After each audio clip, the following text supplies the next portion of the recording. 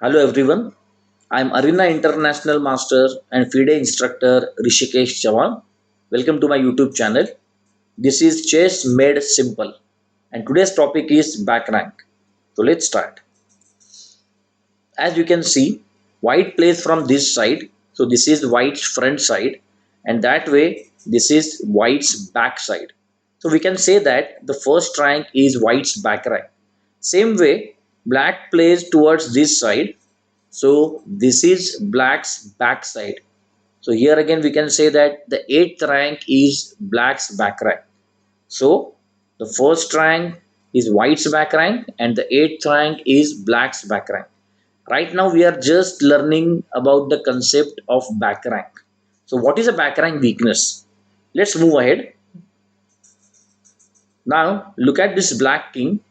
Black king is trapped on the back rank because of his own pawns, so the king cannot come up. In this position, any check on the back rank can be a checkmate. Any check by the rook or queen can be a checkmate. Similarly, look at white's king. Now, white's pawns are not like black's pawns, so there is some hole in between. But right now, king cannot escape through this hole, this g2 square, because this g2 square is attacked or controlled by this h3 pawn. So again, all these three squares are blocked for white king. So even the white king is trapped on the back rank. So the back rank weakness means when the king is trapped on the back rank by his own pawns or because of opponent's pieces. So back rank weakness occurs when the king is trapped on the back rank by his own pawns. Let's study few more positions to learn this concept in a better way. Now look at black's king. It looks like his back rank is not weak because there is just one pawn on h7 and then all these squares are empty. But if you look at the position closely, you will come to know that all these three squares are unavailable for black king. White knight is covering f7 and the pawn is covering g7. And that way, the black king is trapped on the back rank. Similarly, white's king looks totally fine. There is no one blocking him. But again, a close inspection of the position gives us the idea that even the white king is trapped on the back rank. The f3 pawn is covering g2 and this g4 knight is covering these two important squares. So all these three squares f2, g2 and h2 are not available for the white king and that way the king is trapped on the back rank. So any check on the back rank by either rook or queen can be a checkmate. Whenever your back rank is weak or whenever your opponent's back rank is weak, you have to keep this weakness in mind. Back rank is just one weakness. You may not win the game by just one weakness. As we have already discussed in our double attack video or double attack topic, to win a game or to work any tactic, we need at least two weaknesses. So let's move ahead so that we can learn this or we can study this in a better way. Let's assume we are white in this position. Black's king is trapped on the back rank by his own pawns, but right now the back rank is covered by the rook. Now, back rank weakness is just one weakness, and to make the combination work or to make the tactic work, we need one more weakness. And if you have learned our double attack topic, if you have understood our double attack topic, then you will very easily find the second weakness. Yes, the second weakness is this rook on c7. This rook is not so well supported piece as it has one attack and one defense. So now what to do? If you again study this position carefully, you will come to know this rook on c8 is an overworked piece. This one rook is defending two important weaknesses, the back rank and the rook on c7. So now we have also learned removing the defender. And in removing the defender, you know when do we divert the defender. So whenever one defender is defending two or more weaknesses, we can divert the defender. As one defender cannot be present at two different squares at the same time, we will try and divert the defender on any one of the squares. So here we may try playing rook d8 check first, but then after rook into d8 and queen into d8. Just a pair of rook is exchanged, and we haven't got anything extra. But here the winning move is to play queen into c7. We are sacrificing the queen, not actually sacrificing, because as you can see, black cannot touch the queen, because if he captures the queen, then he will be getting checkmated very quickly. And if he moves the rook away so that he can save his back rank, then in this combination, in this little tactics, we got a free rook. Let's move ahead.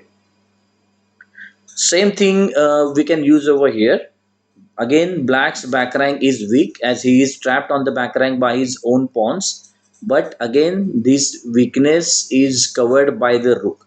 So we can say that the rook is the defender. And as we have already learned in removing the defender, how do we remove the defender? Yes, we can capture the defender. So of course, the next continuation is very easy. We are going to sacrifice our queen. It's almost a checkmate, so black must capture the queen, and once the rook is gone, back rank is undefended, and we can simply give checkmate from d8 square. Let's move ahead. Okay, here again black's back rank is weak, but right now there are two major problems, or we can say two pieces which are guarding the back rank. So this rook is guarding the back rank, and there is this bishop also. This bishop is a very strong bishop, or we can say a useful bishop. This bishop is defending the rook, and at the same time the bishop is blocking this even rook so that it cannot reach e8 square to give checkmate. But again, one piece cannot be present at two different squares. So we are going to divert the defender by playing rook into c8 check. Of course, he has to capture, and then once the bishop is moved, we can move the rook to e8, and it's a quick checkmate. Next, so this is bit complicated. This looks a bit complicated, but again, a close study of the position will reveal that this is not very difficult to find the tactics. Black's back rank is totally weak because of its h7 pawn, but even these two squares are not available for the king, as this pawn is controlling f7 and bishop is controlling g7. So whether the king is on h8 or g8, it doesn't make any difference. The back rank will remain weak. And with this idea, we are going to sacrifice some material. So who is guarding the squares? Who is guarding the back rank? These two rooks are guarding the back rank. And as you can see, queen is not at all participating in the defense of the back rank. So we are going to make use of this weakness, and we are going to play rook into g8 check, compulsory rook into g8, and now we are going to sacrifice the queen into g8 check. Again, king into g8 is a compulsory move, it's a forced move. And after exchanging both the rooks, and we can say after sacrificing our queen, all the back rank defenders are gone, and black's back rank is still weak. Black's king is still blocked on the back rank. So of course we are going to use that weakness, and it's a quick checkmate. Let's move ahead. Here again, king is trapped on the h8 square. He is blocked by his own pawn. He is blocked by white's pawn on f6, and also even if he manages to move on g8, he will be blocked by his pawn on f7. So black's back rank weakness is very serious. It's not easily solvable. What should we do? Can you find the answer over here? Yes, we have to get rid of this only defender. This f8 rook is the lone warrior. He is the only one who is defending the back rank. Once you get this idea that what you are supposed to do, then the next combination will be very easy. We are going to play rook g8, rook into g8 forced, rook into g8. So here we have sacrificed a rook. We have lost two rooks, and we got just one rook. But now, more importantly, black's back rank is not defended. It's totally open for us to attack. We are going to play queen d8 check, and now this is just a solitary move to put the rook in the middle, or there is no other way to save the check or checkmate. and after queen into e8, it's a checkmate. You will find this combination only if you focus on your opponent's back rank. Next puzzle. Okay, this looks a bit difficult or bit complicated. Why? Because here black's king is sitting in the middle of the board. Whatever puzzles we solved till now, or whatever positions we discussed till now, in all the positions, opponent's king was in the corner of the board, and so when the king is in the corner, it is more easier for his opponent to block its way out. But in this position, the king is sitting right in the middle of the board. Now what to do? Now if you look at the position carefully, again you will come to know that all these three squares are occupied by black pieces, so that way king cannot come up, and the black's back rank is weak and white can make use of the back rank. Sadly, in this game, white played queen a7, and then after few moves both the players agreed for a draw. But here we have one very killing move. We are going to play queen into c4. We are sacrificing the queen, or you can say we are temporarily sacrificing the queen, because we'll be getting our material black back for sure. So pawn into knight, queen is forced.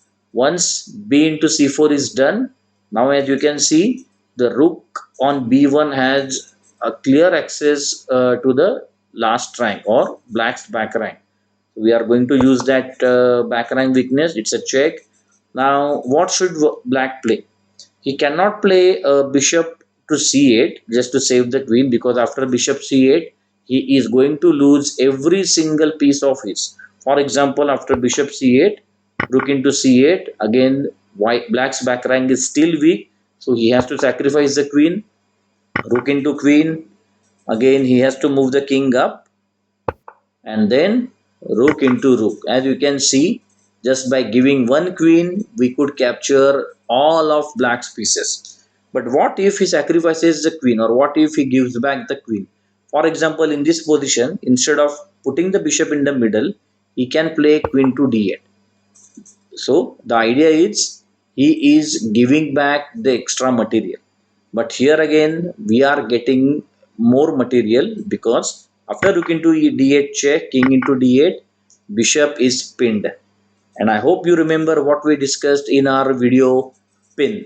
Whenever the pinned piece is supported, we attack the pinned piece one more time. So the winning move is knight e5, and black is definitely going to lose this bishop on d7, and that way we will be a piece up. So before we end this topic, or before we conclude, let's study the final position. Now here, again black's back rank is weak.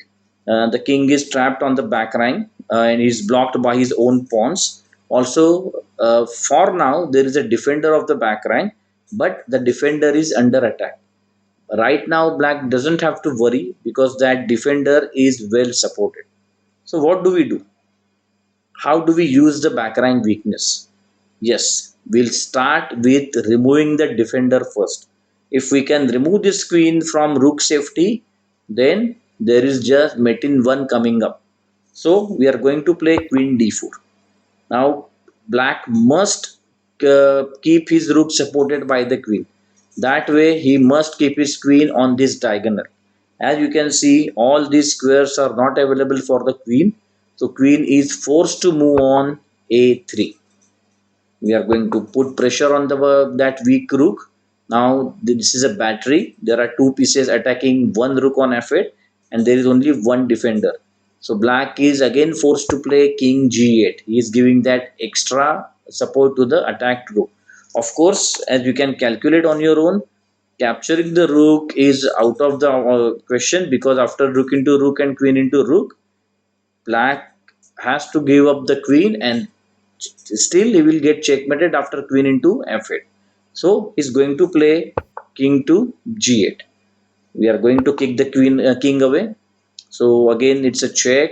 There is no way he can block the check, because that will be an illegal move, and there is no other option. So forced king h8, and now comes the winning move, that is king f7.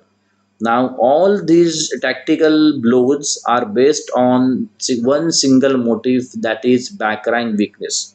White is finding all these killing moves just on one important concept, back rank weakness. So, here again, as you can see, rook into queen is out of the question as the rook is pinned.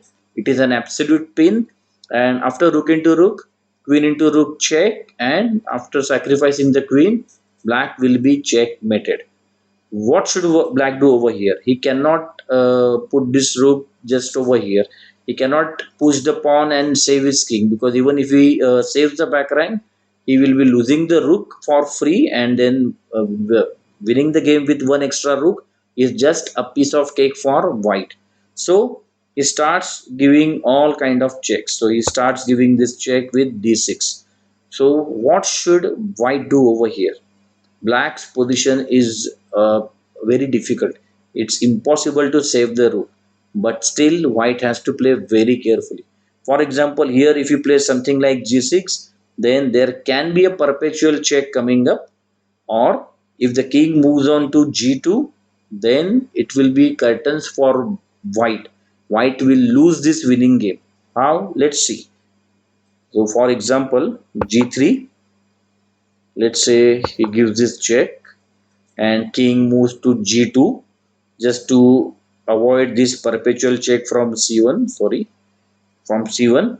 And then if he moves to g2, then there follows queen c6 check, and it's a double attack, and the rook is lost.